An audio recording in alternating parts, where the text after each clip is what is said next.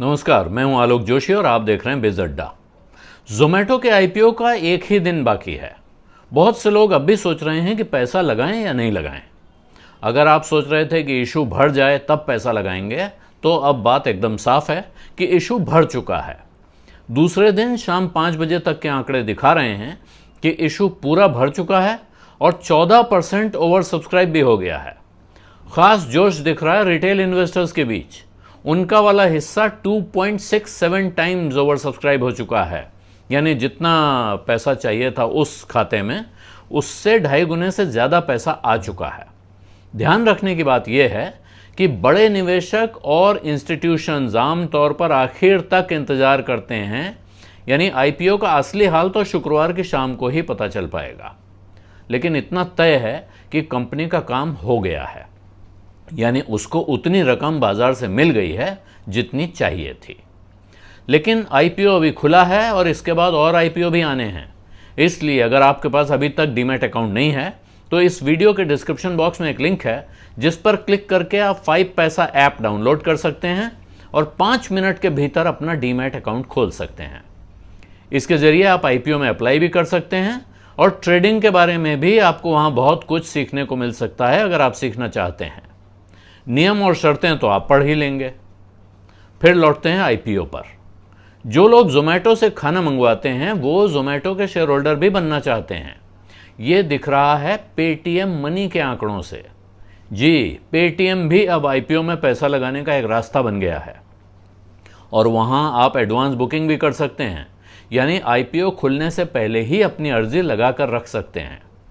तो Paytm money से जितने लोगों ने इस आईपीओ में यानी जोमेटो के आईपीओ में अप्लाई किया है, उनमें से 27% लोग 25 साल से कम उम्र के हैं। और बात सिर्फ नौजवानों की नहीं है, ये नौजवान हैं इसमें तो दिख रहा है, कहने की कोई बात नहीं है। इस इशू के जो बड़े इन्वेस्टर हैं, एंकर इन्वेस्टर, यानी हमारे आपके एप्लीकेशन लगाने से पहले जिनकी एप्लीकेशन लग जाती है, अलॉटमेंट हो जाता है, उनमें जो म्यूचुअल फंड्स के नाम शामिल हैं वो भी देखने लायक हैं। बड़ी लंबी लिस्ट है विदेशी और देशी फंड्स की, और उस पर काफ़ी चर्चा चल रही है सोशल मीडिया में। सबसे इंटरेस्टिंग बात जो मुझे लगी उसमें वो है कि एक ऐसे फंड ने भी इसमें पैसा लगा रखा है जो डिविडेंड यील्ड फंड है।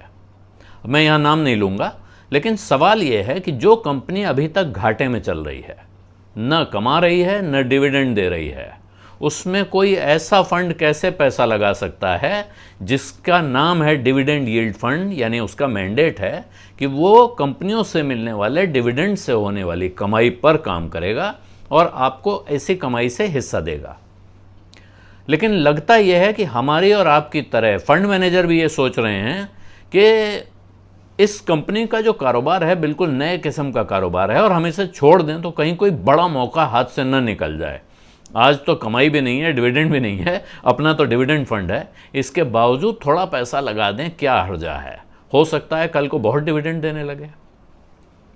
लेकिन दूसरी ध्यान देने वाली बात यहाँ यह है कि कंपनी के एम्प्लॉय कोटे में, यानी जो कंपनी के एम्प्लॉयज़ को शेयर मिलते हैं, उसमें सिर्फ 0.04 टाइम्स यानी 4% ही अर्जियाँ आई हैं। इसकी वजह क्या हो सकती है, सोचिए। क्या एम्प्लॉयज़ कुछ ज़्यादा जानते हैं या उनके पास पहले से ही बहुत शेयर हैं? जोमेटो के इशू का कल आखिरी दिन है और कल ही तत्वचिंतन फार्माकेम का 500 करोड़ रुपए का आईपीओ खुल रहा है।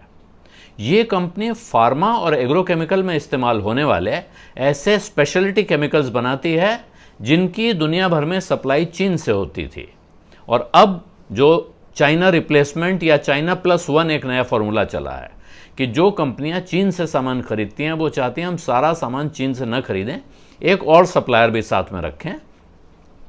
तो चीन के खिलाफ दुनिया भर में जो सेंटिमेंट बन रहा है, उससे जानकारों का मानना है कि इस कंपनी को काफ़ी फ़ायदा हो सकता है। ये कंपनी यूँ भी 70% अपना प्रोडक्ट एक्सपोर्ट करती है और उसको चाइना के रिप्लेसमेंट से करीब 30% उसको धंधा मिलने की उम्मीद बताई जा रही है। यहाँ एक शेयर का दाम 1073 से 1083 रुपये के बीच होगा, ये उसका प्राइस बैंड है, यानी खासा महंगा शेयर है। सामान्य भाव में देखें, वैल्यूएशन वगैरह आपको पढ़ने पड़ेंगे। और छोटा इशू है, 500 करोड़ रुपए का है और 4 दिन खुला रहेगा। इसलिए इसमें मिलेगा नहीं मिलेगा ये कहना बड़ा मुश्किल है। पैसा लगाने का फैसला अभी आपके पास वक्त है, तो थोड़ा सोचें विचारें, एक दो दिन दूसरों को देख लें उनका क्या हाल है। एंकर इन्वेस्टर्स की बुक आ रही होगी कुछ देर में, उसको देख लें, उसके बाद ही अपना फैसला करें। तो बिज़ अड्डा में आज इतना ही, इजाज़त दीजिए, धन्यवाद, नमस्कार।